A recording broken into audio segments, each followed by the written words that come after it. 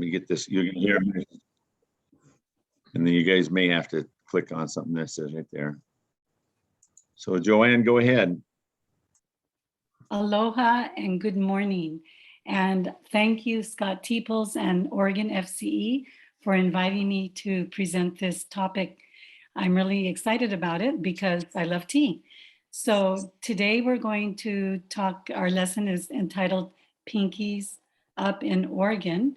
And Oregon has a really burgeoning tea market right now, a tea economy, and everybody is really getting into it, it seems like. So I haven't been to Oregon for 2 years, and when I did go back, it was fabulous. There was a lot of tea houses, and just a lot of fun things. So I'm excited to go back. So probably most of you have a favorite cup for coffee or tea. And today I have a ton of favorite cups, and every day I say, oh, this is my favorite, but it changes all the time. So today I've got one of my favorite cups. I don't know if you can see it. And this cup is a Robert Mayacock rendition of his art. He's an Alaskan artist, born and raised in Alaska. This particular scene depicts a huge group of hunters that are getting ready for their big hunt. So they have this ritual before they go hunting, and it's called the blanket toss. And they've got a huge walrus skin that they all hold really taut in a circle. And one of the hunters jumps into this skin, and the rest of the really strong hunters toss this skin way up in the air, and the guy just goes way up.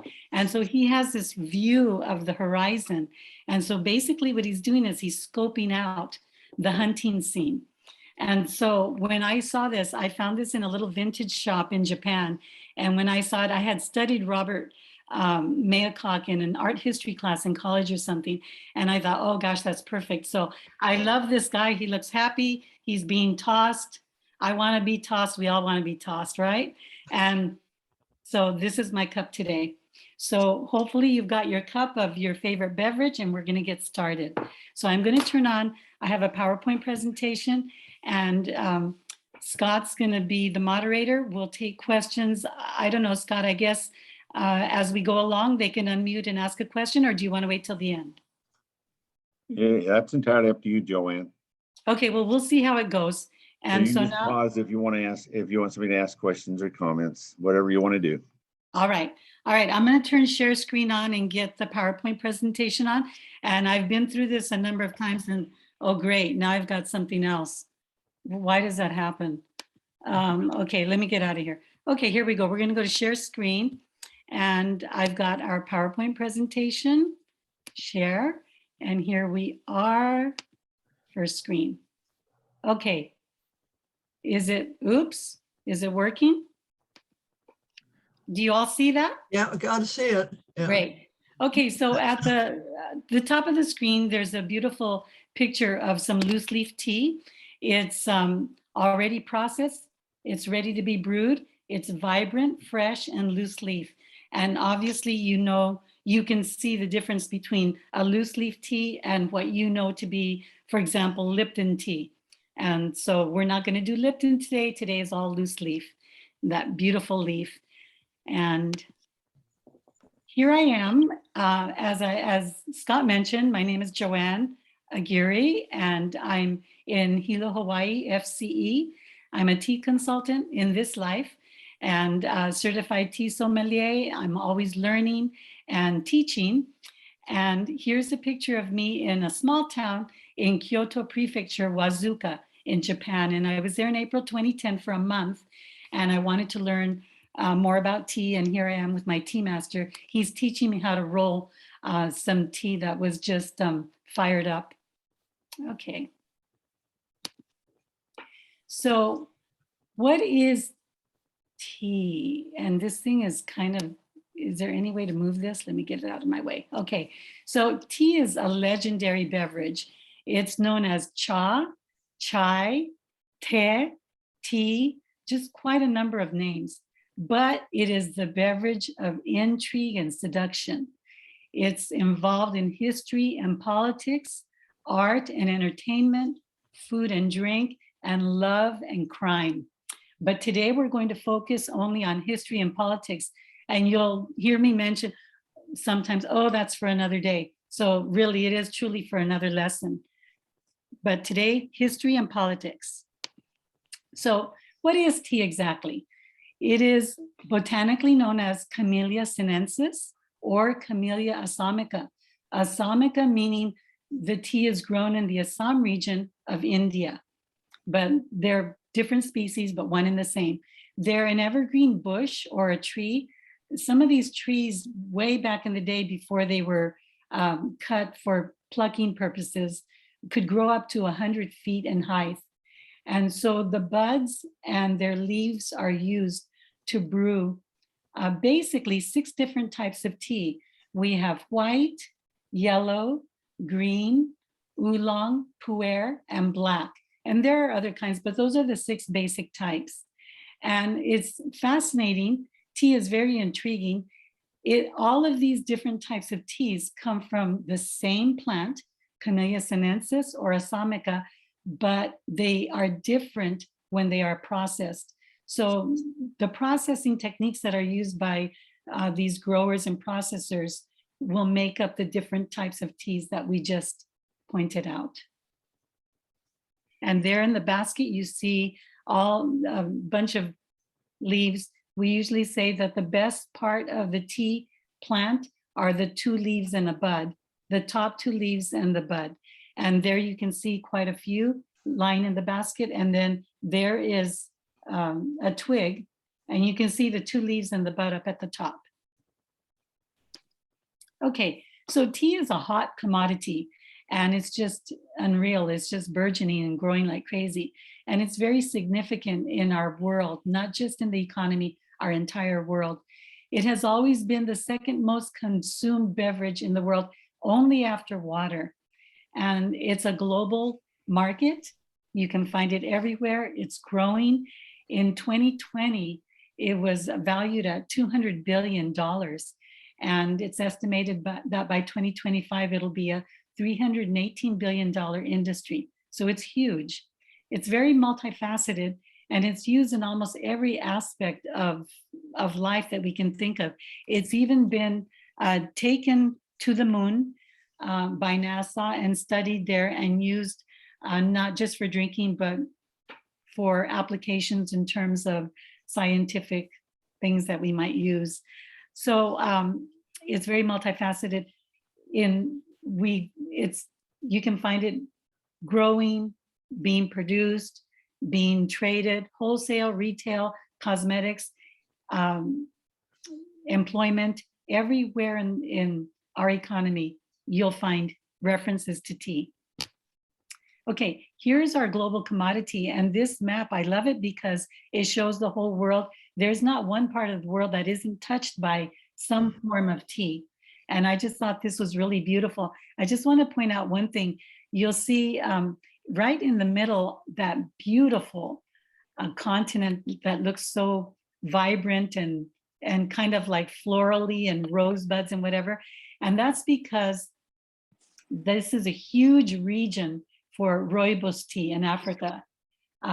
It's very, very popular, and it's one of the most healthy teas that you can drink. And then you see all these other different variations. So a lot of what's grown is depicted in the region that it's grown. Okay, so we're still talking about the significance of tea.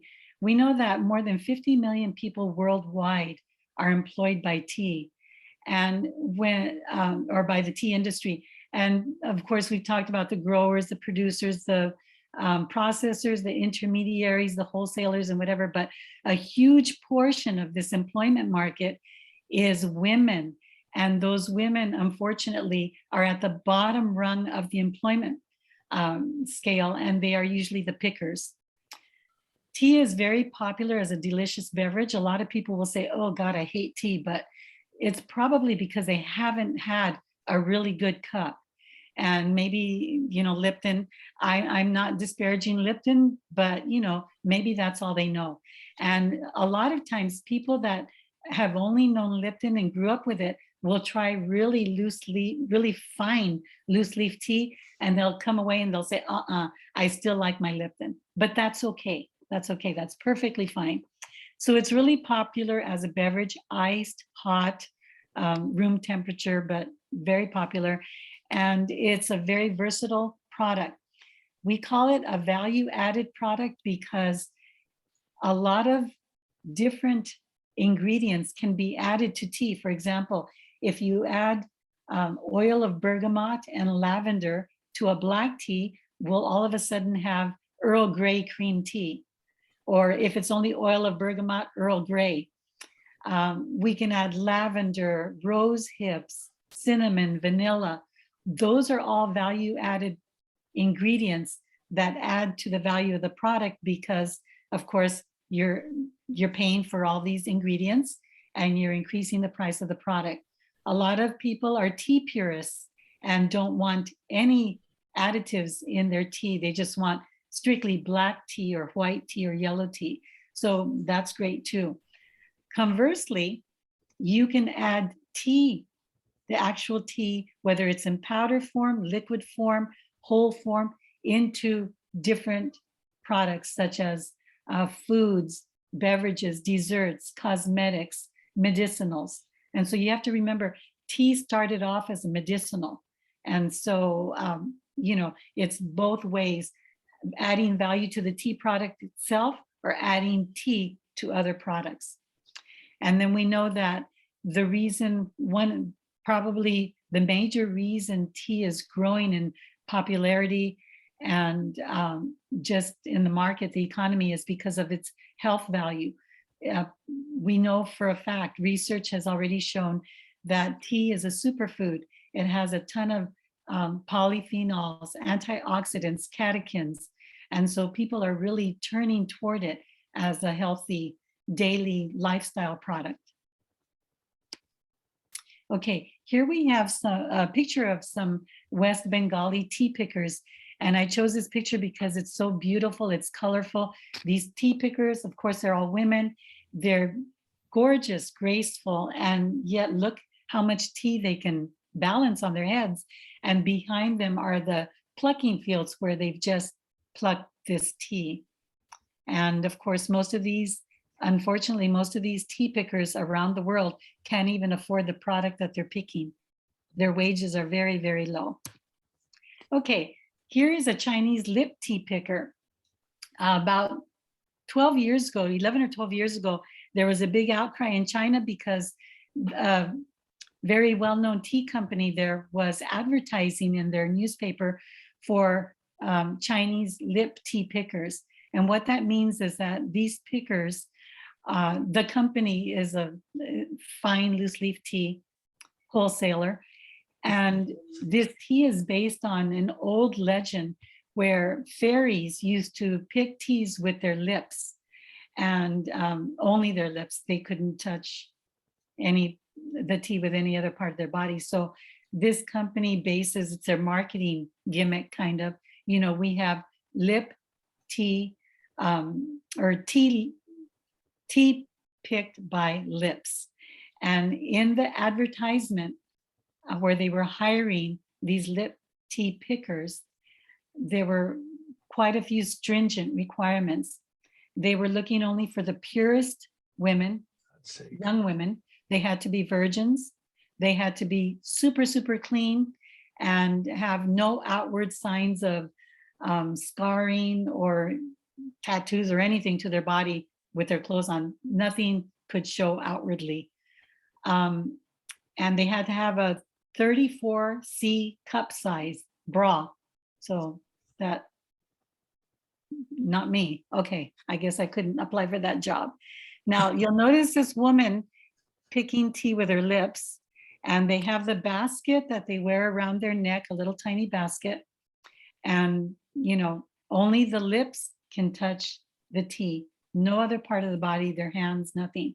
They have to go through a really rigorous procedure of cleaning up before they go out into the plucking fields, such as a surgeon would do before he goes into surgery. So they have to be like super clean, and then they get out there, they do their thing, and these little tiny baskets with these leaves. Only certain leaves off of that tea plant are plucked. So imagine they do, even before they become one, if they're chosen to become a lip tea picker, they have to go through strenuous training to strengthen their neck and their lips because they're constantly, bending over and whatever. It's very tedious work. Okay. So now we're into a very brief history because we're on a time limit here. So we know that tea has its origins in China more than 5,000 years ago. And there are many legends and myths about how tea was discovered. But the most prominent one is that it was discovered by Emperor Shen Nung. And he was a noted philosopher, aside from being the emperor, very intelligent philosopher, husbandsman, herbalist. He was into everything. And he was very revered for his intelligence and also his just his leadership qualities.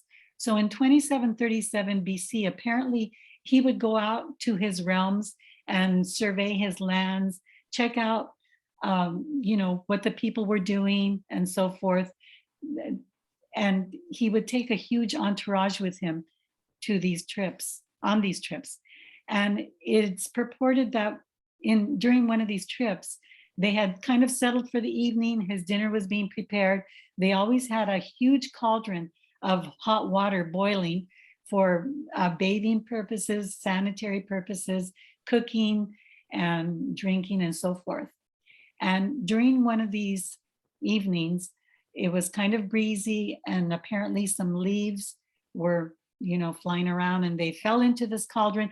And all of a sudden he was getting this aroma. They all were smelling this wonderful scent and wonder what it is. And he was very curious. So they let it kind of steep in that water for a while. And then he asked a member of his entourage, please get the ladle and scoop out a cup of this and taste it yourself. And the person did. And when he noticed they were still alive, he said, serve me some of this. And he found it, he tasted it and found it to be the best, most refreshing elixir that he had ever tasted. And he kept having it. He felt refreshed, alive, alert. And he thought, this is really interesting. I'm going to really study this. And he did. And he studied it very thoroughly. In 760 to 762 current era, Cha Ching was written by a man named Lu Yu. Lu Yu was orphaned at a very young age, and he ran off. He didn't have a family. He ran off and joined a traveling circus and became a clown. And he was acting, doing all these clown acts and whatever in his little circus. And some Buddhist monks were visiting and kind of enjoying the circus and took him under their wing. And they introduced him to tea. A lot of the Buddhist monks were already drinking tea. At that time, it was just kind of like this drink that was not really known by anyone. So Lu Yu was so fascinated by it. And the Buddhists saw in him so much promise and saw how intelligent he was. And so they really trained him, and he kind of grew up with them and stayed with them for the rest of his life. He was so enamored with this drink that he wrote the earliest and the most famous treatise on tea. And it's called the Cha Ching, also known as the Tea Classic or the Tea Bible. And people still follow it today. If you're really into tea, it's a book that you should pick up. The Japanese monk Kaiku was traveling in China and was introduced to tea. And he really enjoyed it too. So he thought, I'm going to take this back to Japan. And he did. And during that era, which was the Tang Dynasty, Japan had its first cultural contacts with China. And so he thought this would be a good thing to take back, not only to drink, but, kind of like to pass it around to my peers. And so that's what he did. Here is a picture of the classic of tea. Of course, this is a more modern book. This is the one I have in my living room, and it's also called the Tea Bible. And it's fascinating. It talks about the origins of tea, how tea was discovered how to brew it, what kind of implements you need, how to drink it, the proper temperature, and all kinds of interesting things. All right. When Kaiku went back to Japan with this tea that he found in China, he started sharing it with the Buddhist monks. And of course, they introduced it to some of the samurai. And the tea ceremony that we're familiar with, that we've seen, where the beautiful geisha sit in this gorgeous tea house and they go through this ritual, was really developed by the samurai. They used it when they saw the Buddhist monks kind of drinking it and going through their meditation rituals and whatever. They decided, you know what, this is just such a beautiful act. And so they developed it into this tea ceremony that they used before and after their battles. They really implemented a lot of the Zen thought, the mindfulness, the simplicity, and it really stilled their minds to prepare them to go into battle. It gave them time for reflection and to their strategies and planning and so forth. When you go into a Japanese tea ceremony, and by the way, the Japanese tea ceremony was developed from the Chinese tea ceremony. They were the first to develop some kind of a ritual. And then the Japanese perfected it to where it is today. I'm not saying that's the perfect ritual, because many societies have their own tea rituals. The Japanese tea ritual, if you are lucky enough to attend one or be invited to a tea ceremony, you're going to walk through a beautiful path, a simple path, and enter a beautiful tea house. You'll probably see calligraphy, a very simple floral arrangement, and the landscaping and the architecture. Everything is just in sync with just a meditative feeling. And so the samurai really perfected that tea ceremony. And today it would take a person a good decade to really perfect it and be known as a tea master and be able to serve tea in a Japanese tea ceremony to your guests. So it's a beautiful, beautiful ritual. Now, after that, tea started getting, its popularity started increasing, and the ancient tea horse road was developed because the Chinese in Yunnan and Sichuan, where all the really good tea was growing, were trading it over in Tibet. Now we call it the ancient tea horse road because two things were being traded at that time. The Chinese were trading tea with Tibet for horses. So Tibet had horses, China had tea, and they both coveted what the other had. And you think, wow, a horse is pretty big, and you want to trade tea for a horse? I mean, you look at tea and you think, really? But yes, it was that valuable.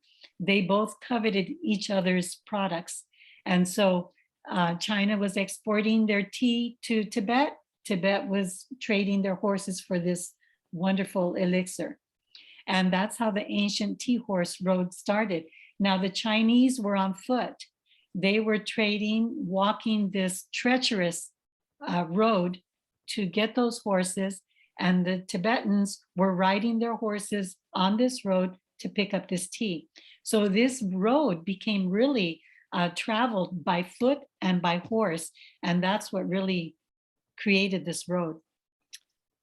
There's a lot of history there. It's just really fascinating and something marvelous to go. Lynn Shaw, who is one of the participants today, has probably been there, and she could be a good teacher of her travels. So then now the East India Company is chartered in the 1600s by the English, and later the British took over. And the English and the British were trading heavily, actually exploiting heavily in the East Indian Ocean region. And they wanted this tea so bad. And not only the tea, all the accoutrements that went with it. So they started exporting from that region back home to Europe, a ton of teaware, and it became a symbol of the upper class. only the aristocracy drank tea, and only the rich were able to afford all this. There is today, and back in the day, today it's very popular. It's called chinoiserie, and it's a type of decorating your home with products that depict a combination of Asian and European influence. So you'll see rugs and drapes and fabrics, furniture that have Asian elements combined with European elements. It's called chinoiserie, and it developed from all this trade. So when all this was going on, Anna, the Duchess of Bedford, the tradition back then, and still in many cases today, was that dinner was late in the evening, 8 and 9 o'clock. And she would get kind of fussy because she'd get hungry. And so she told her staff, I can't wait for dinner time. You need to feed me during the day, and I'd like a few things brought to my bedroom. So her staff started bringing to her bedroom, which isn't the kind of bedrooms you and I have, but these massive, halls, little sandwiches that became known as tea sandwiches, little sandwiches, her tea, little desserts, and so forth. And she loved it so much, she decided to start inviting her girlfriends over.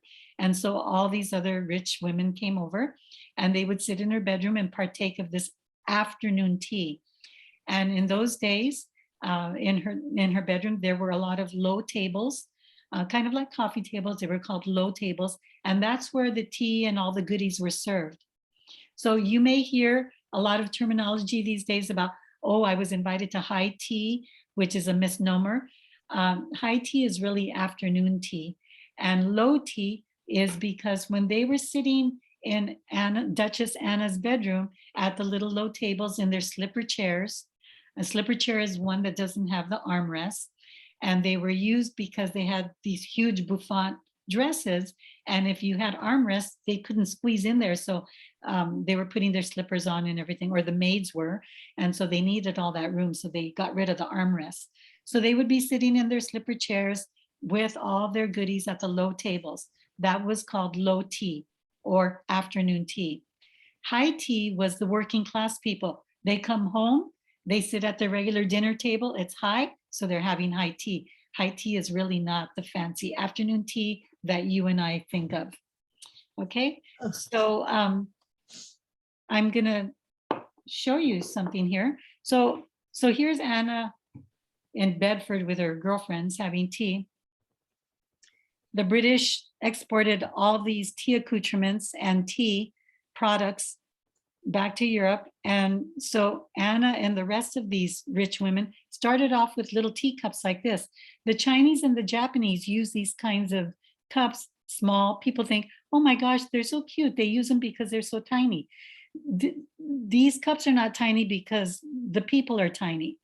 These cups are designed to hold small amounts of tea because your tea is always going to be warm when you drink it, as opposed to these big mugs that we use, and then 5 minutes later they're cold, the tea is cold, and then you have to go heat it up in a microwave or whatever you do to heat it up.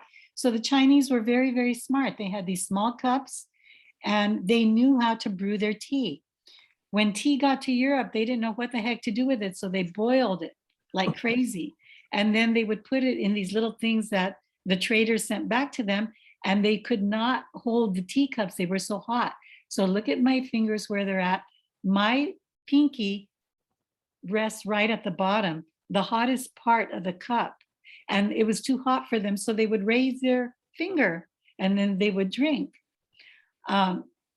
This raising, and so Pinkies up in Oregon, the title today. But today, if you went to a proper tea house or anywhere that is heavy drinking tea country, they think this is really pretentious. You wouldn't do that. The British and English women thought, this is ridiculous. We can't do this. So they had their guys put handles on their teacups, and then they were happy. And then they started drinking their tea. So that's what happened back then. All right. Here's a picture of the Tea Horse Road. or I should say, well, yeah, you can see they're on the road. You can see some feet there. And here is one of the traders. And of course, he has, they all have a ton of tea that they're carrying over to Tibet to trade for horses. Okay. Now we're still in history and politics, tea in America, the colonization. Tea, horse. I'm sorry. Is there a question? No? Okay. Oops, I went ahead. Okay. And I still went ahead. Okay, tea in America. Gee, I'm going the wrong way. Sorry, guys. Okay, so, all right. So while the Europeans are over there enjoying their tea and everything, now we've got during the period of 1492 when Columbus was over through 1763, during this whole colonization period, a lot of tea grown in Asia, China, and so forth was being consumed in huge quantities by the American colonists. They were so used to it, they brought it back with them from Europe when they came to colonize the Americas. And they were happily colonizing and drinking their tea. But then the British started raising their taxes in inordinate sums, and they were getting really irritated. And they said, no, we're not going to do this. And it got to the breaking point. And so they devised all these plans to protest the British taxes.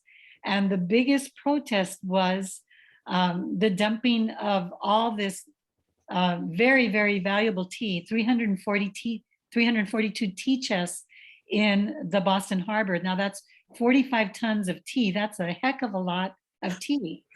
But they said, you know what, we're going to show you. And that's what they did. So consequently, they were left without their beloved tea.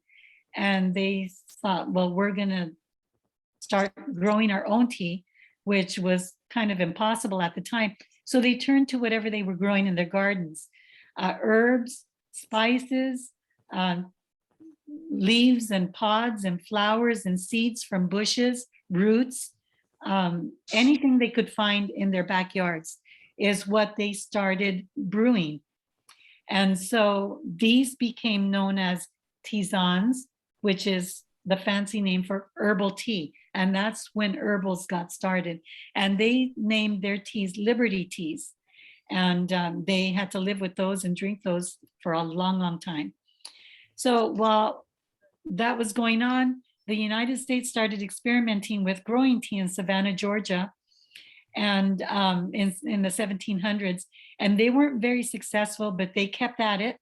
And finally, in 1888, in South Carolina, it kind of caught on. The conditions were good, the growing conditions, and they really had a lot more information, knowledge, and experience from all the failed experiences over in Savannah. So they really got it going. And in 1987, the Charleston Tea Garden was established as a result of all this experimentation.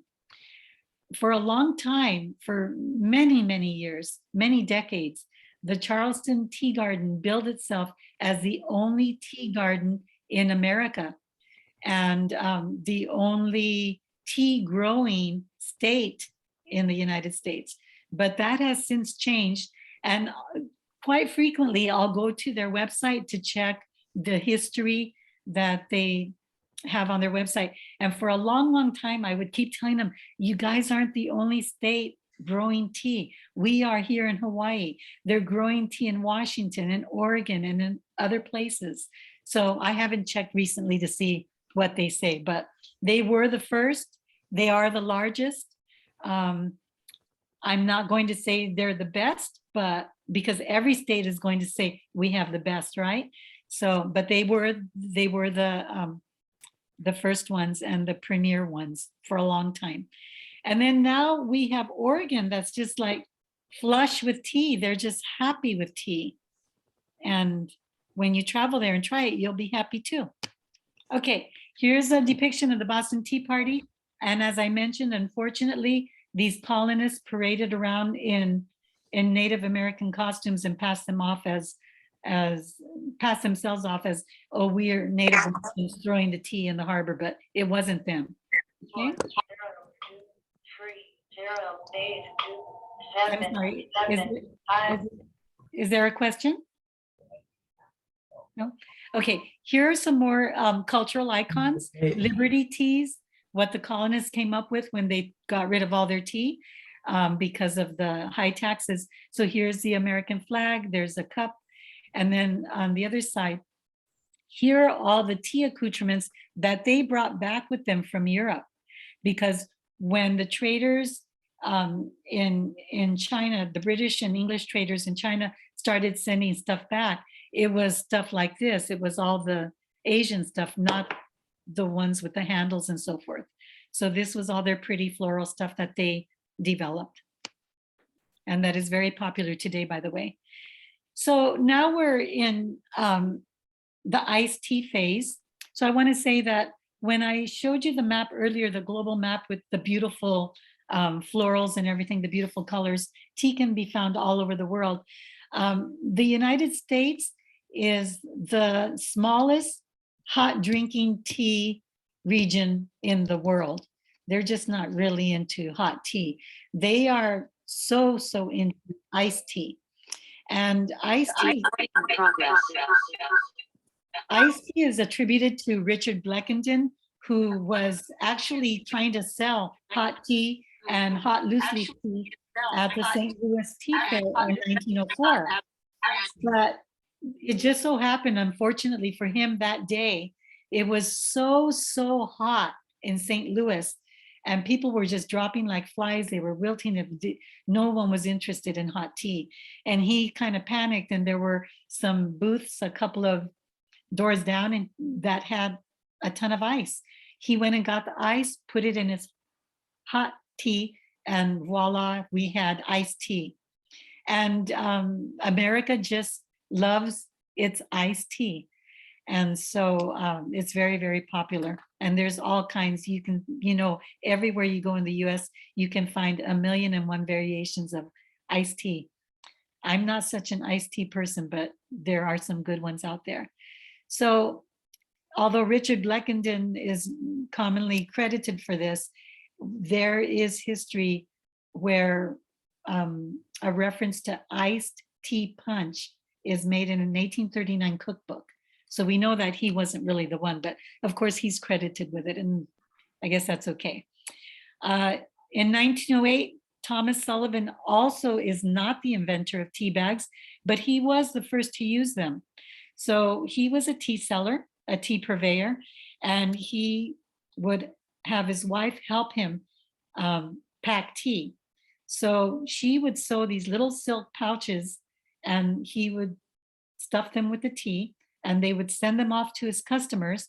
And when the customers got them, they didn't know what to do with these. So they had their cup of hot water or their teapot of hot water, and they would just dump those bags in there. And they thought, oh my gosh, this is like just really convenient and simplicity.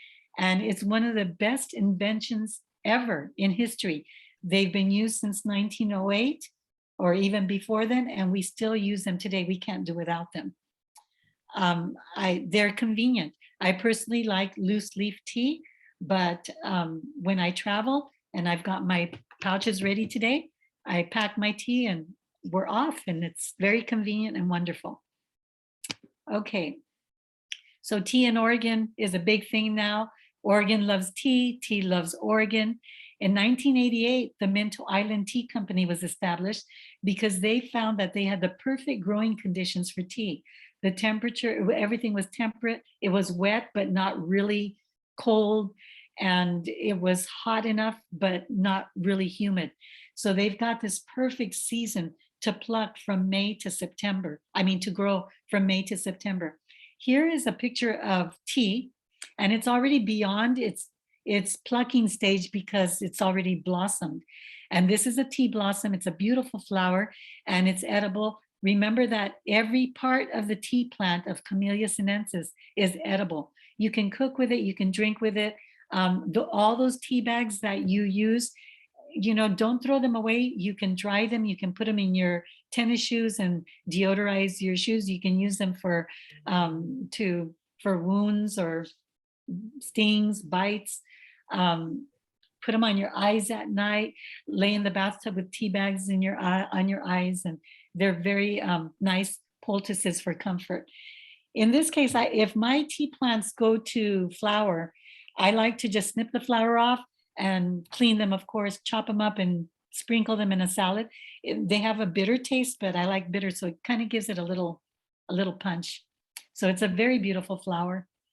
Then the Oregon tea traders started their business, and there's their website. And then Oregon tea crafters kind of jumped on the bandwagon. They joined the Willamette Valley or Minto Island Tea Company, who is growing tea in the Willamette Valley. And so Oregon tea crafters became kind of like a small scale organic, certified organic farm.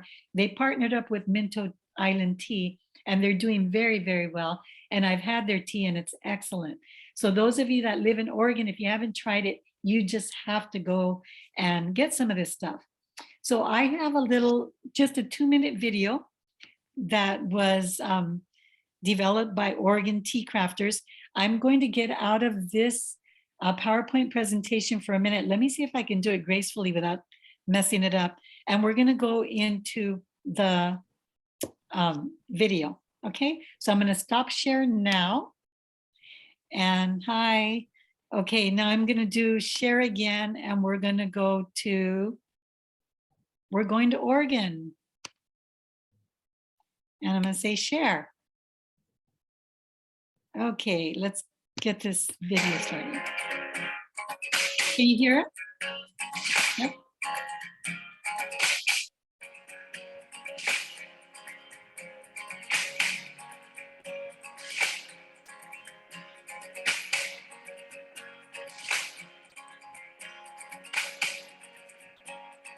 The tea was started as a project in the late 80s by my father, Rob, and a partner, John Vendelin, and they were passionate about seeing if tea, Camellia sinensis, could be grown in the Willamette Valley. So they brought cultivars from all over the world and planted this half-acre plot that we now have on the farm and showed that tea loves Oregon and it grows very well here. The fact is that very few people are producing tea in the United States, let alone Oregon. Yeah, Oregon grown tea is a wholly unique product in the marketplace.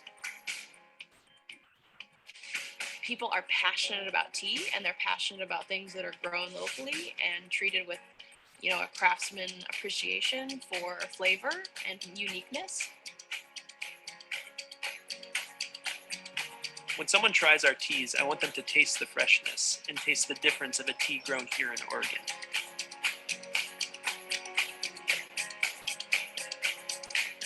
When you're drinking tea from Oregon tea crafters, you're experiencing a very new product in the United States, some of the first tea that's ever grown here, and we're creating a tea culture, and you're participating in the evolution of that product by being able to drink not only a delicious, fresh, super tasty tea, but something that's on the cutting edge of agriculture here in the United States.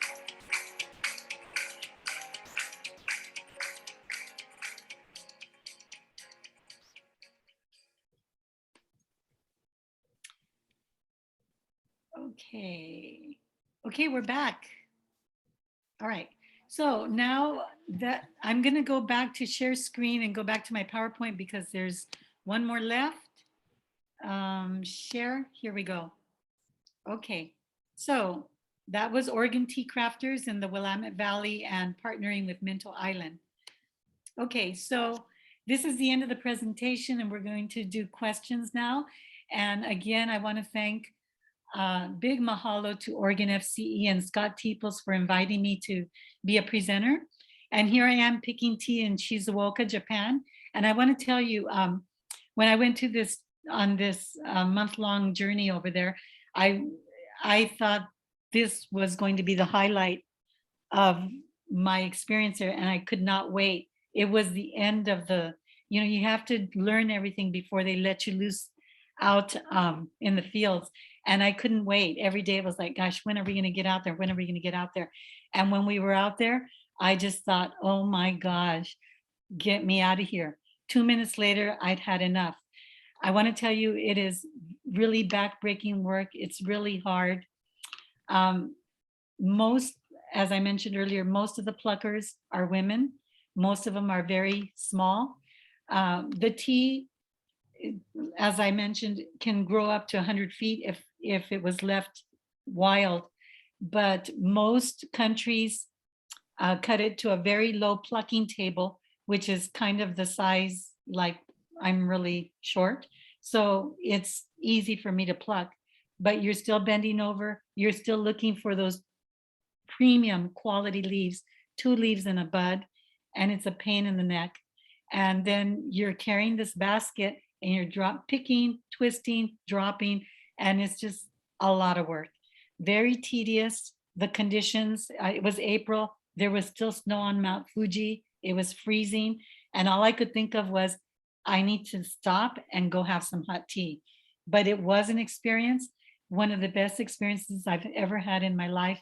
And I would do it again. But when I came back, it just gave me a real appreciation for the people that pick what I'm drinking.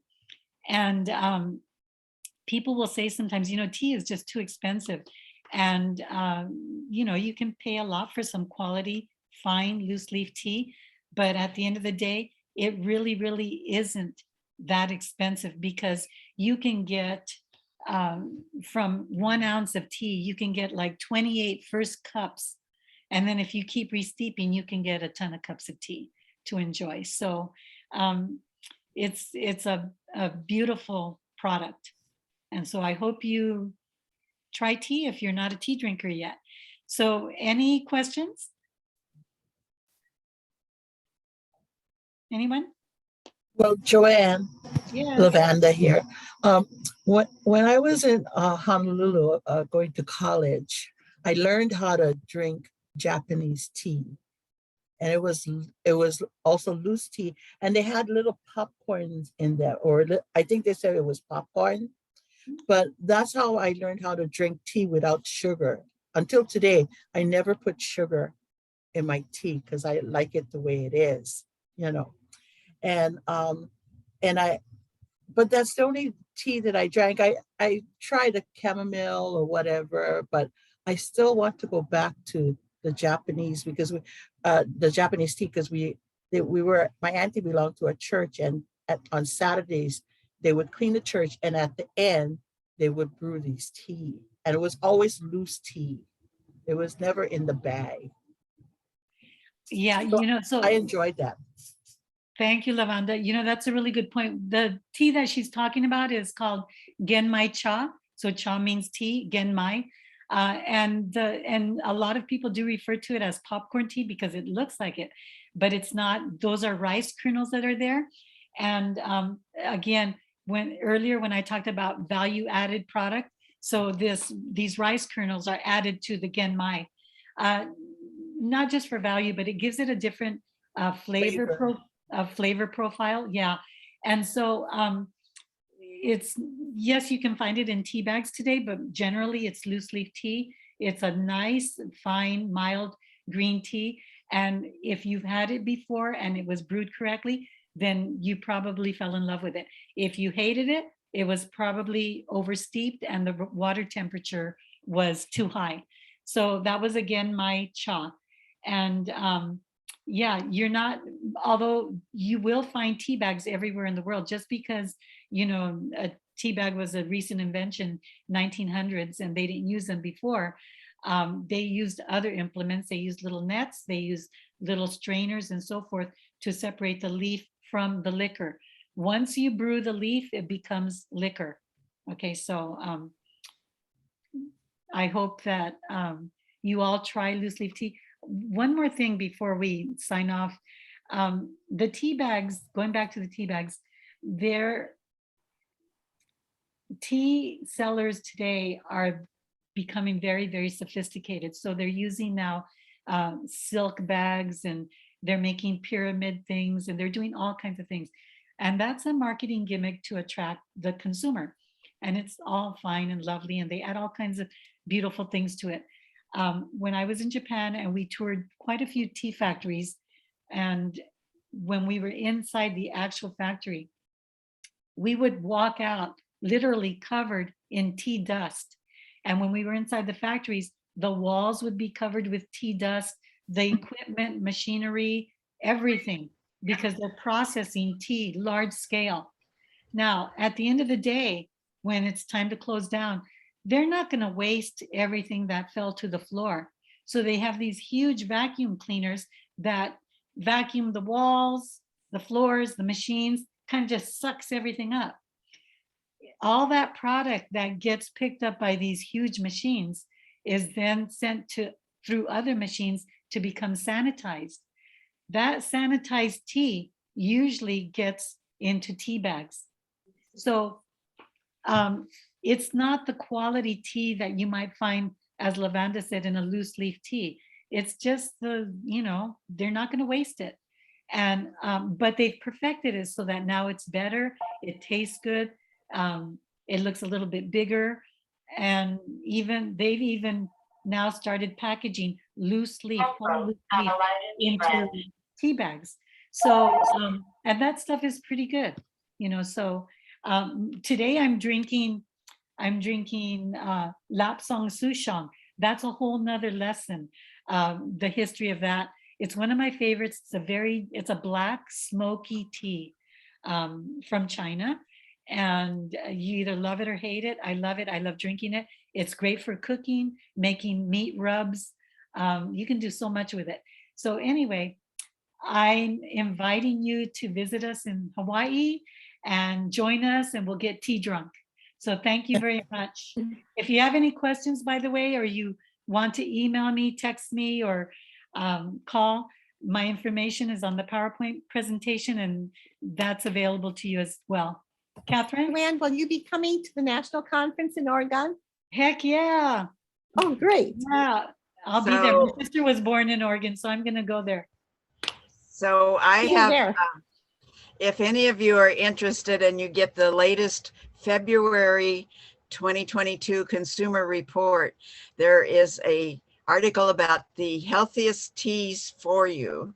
And the piece that I picked out, because I love tea and I love black tea, and there's been a postmenopausal women study who drank black tea regularly for 5 years, had a higher bone mineral density than others who didn't. So I thought, yes. So look up February's consumer report for the healthiest parts of tea. Carolyn, thank you for mentioning that, because one thing that people don't realize, and she talked about bone health, tea is really good for your teeth. Maybe not like staining your teeth, but that bone density, because as we age, our teeth get brittle just as our bones do. So very true, Carolyn. Thank you. Any other comments or questions? I'd just like to say thank you. That was just fascinating. Very good lesson. Thank you. Good. Here's to all of you. Thank you very much. Thank you, Scott. Thank you, JoAnn. I really appreciate it. I usually don't drink too much tea, but I sure learned a lot. It was a wonderful, wonderful lesson, and I'll be excited to meet you at the national conference in Portland, Oregon. I'm looking forward to it as well. All right. Does anybody else have any questions? When can we come to Hawaii for a tea party? Oh, we have tea parties here all the time. And we have farm tours.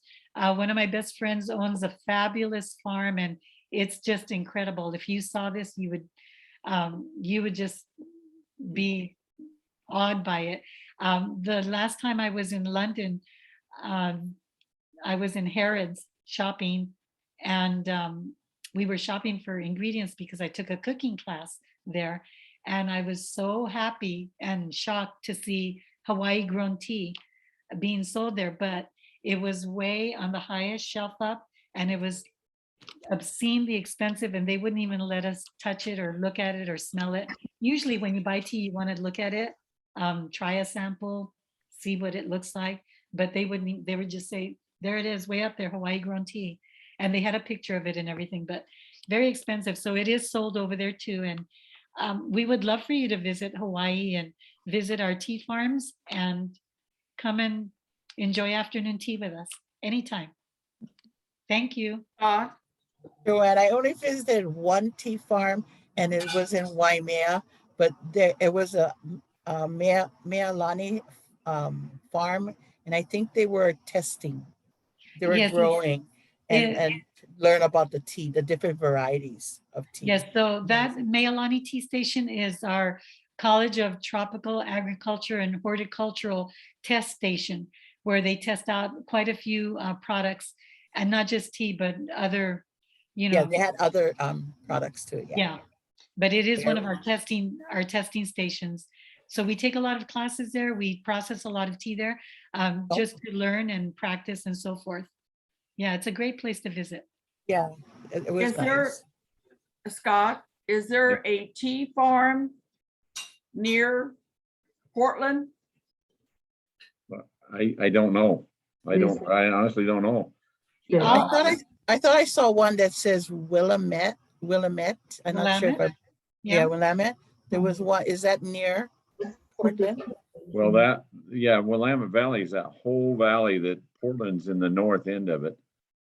Because it's the Willamette River that runs up and down that whole valley there. So I don't know exactly where that's at. So I know Bonnie's on here and maybe she can take a look at it. JoAnn, why don't you stop sharing the screen and you can see who you're talking to. Okay, yeah, I was hoping. Okay, yay. That's Okay. better. I think, you know, when for the convention, I'd like to go make an appointment before I get out there and see if I can get a tour of the tea crafters and Minto Island. So maybe we could get some kind of little group tour going. That would be so fun. Okay, well, we'll see what we can do on that. Yeah, I can give them a call and check it out. Does the train pass through there? No. I The don't train. know. Not sure about. What is the proper way of making loose leaf tea? Oh, that's a whole nother lesson, but in Okay. a nutshell, think of it this way. When the colonists started brewing their herbs and leaves and whatever, you know that if you buy dried herbs, they're going to be stronger than the fresh one because they've already been, you know, so if you're going to boil fresh herbs, you're going to have to boil them longer. So what they did is boiled everything. So just think of it this way, your most delicate teas, whites, yellows, a lot of the greens are going to be probably anywhere from 175 degrees to maybe 185 degrees in temperature, water temperature. And unless you're going to go get a thermometer, you're not, you know, I don't do that. I'll tell you what I do. Okay, then we're getting into the heavier greens, and the oolongs the water is going to be a little bit hotter. And then you're getting into your blacks and your pu'ers. A lot of oolongs, blacks, and pu'ers, you're already looking at 212 degrees. So boiling the whites, yellows, greens, water is more temperate than boiling. Okay, so the Chinese have a method. If you just, and don't think that you have to run out and buy a ton of fancy equipment to brew a good cup of tea. You can put a pot on the stove, get your water in there, turn it on, and just look at the water. And you're going to start seeing the bubbles forming. And what the Chinese do, and what I do all the time, because I think this is a perfect system, is look at your little bubbles. The little tiny bubbles we call shrimp eye. The shrimp eye and the little fish eye are good for the delicate teas. Okay, so you start looking at the bubbles, and then it kind of goes further, and then shrimp eye, crab eye. Then you've got your string of pearls, where the water, the bubble in the water gets bigger. Then it's for those heavier greens, the stronger greens, the oolongs, and then the roiling water is already the big boiling water. Then you've got your black teas. So you don't really need thermometers and all that. You go from fish eye, shrimp eye, fish eye, crab eye, the string of pearls, the roiling water. There's your whole range of water temperature. If you want to be really exact, They have a bunch of tea kettles and you press green tea and then it boils the water or heats the water up to that temperature. I don't even have that. I mean, anyway, but just the most important thing to remember is the water temperature. If it's too hot, it's going to scald, burn the tea, and you'll have that bitter aftertaste. The tannins in the acids in the tea are called tannins, and they're just getting over steeping. So just, under brew it first. And if you need a little bit more, then just steep it a little bit longer. Okay. Yes, whenever I usually, when I was working, drink a lot of tea. And now I drink more coffee and occasionally tea. But when I'm ready to donate at American Red Cross, I stopped drinking black tea because the tannins seems to draw the iron out. And so I would fail my hemoglobin test. But now I take iron pills anyway.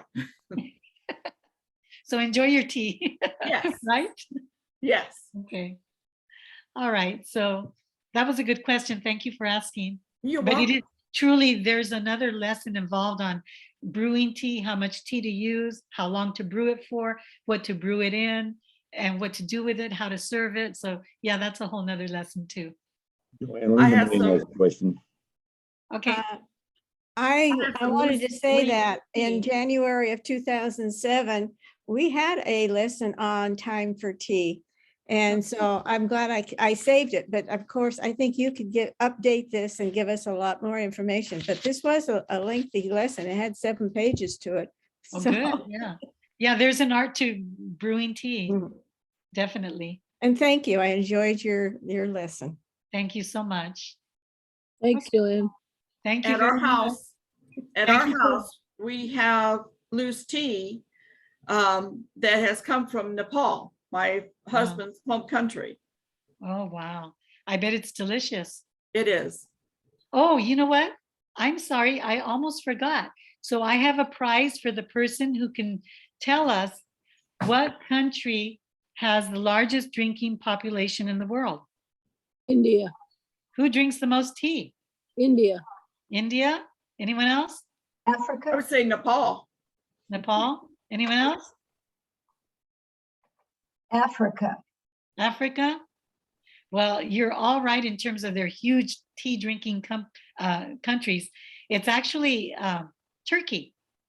Oh, So, wow. but we're talking about, actually it's China has the most, but per capita. Here is a pound, here's a pound of iron goddess. And this is 1 heavy pound. In Turkey, the per capita is almost 8 pounds per person a year they drink of tea. Wow. So Turkey is the one that has the highest drinking population per capita. Okay. All right. Any other questions? I can't wait to see you in Hawaii. Well, I hope to see you in Oregon too, and thank you very much. And I know JoAnn has an airplane to catch, Yeah, I so we're do. gonna have to let her go. And Okay. as soon as she goes, I'm just going to turn the recording off, and you guys can chat if you'd like to. And again, thank you very much. And again, I'm still looking for other presenters. So, this is a volunteer organization. So, All right. Cheers to all of you. all right, bye. Aloha. JoAnn. Yeah.